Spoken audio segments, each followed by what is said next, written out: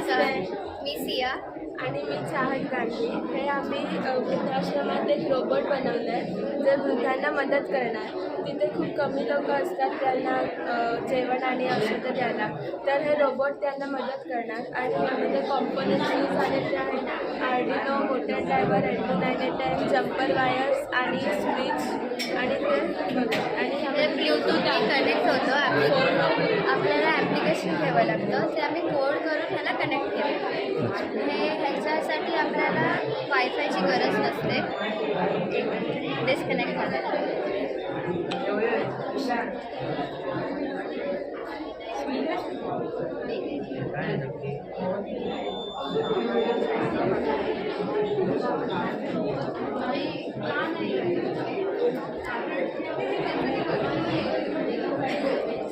आणि ही आंधळ्या लोकांसाठी आम्ही स्टिक बनवली आहे.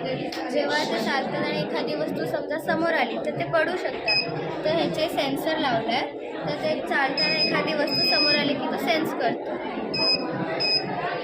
ह्याची रेंज 1 मीटरपर्यंत आहे. 1 मीटरपर्यंत रेंज आहे. ओके, झालं का? त्यामध्ये आर्डिनो, अल्ट्रासॉनिक सेन्सर, बझर आणि 9 वोल्टची बॅटरी यूज आहे. आणि जर आपल्याला फ्युचरमध्ये यूज करायचं असेल तर त्याला मॉडिफाय करून आपण वरती व्हायब्रेशन्स लावू शकतो आणि खाली आपण रिचार्जेबल बॅटरीज यूज करू शकतो. Okay okay okay.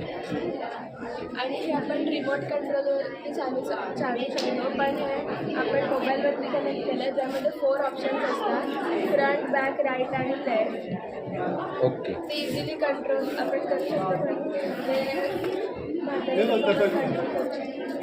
मी ऑपरेट करते ते. मग ते नाही त्याचं हे व्हायला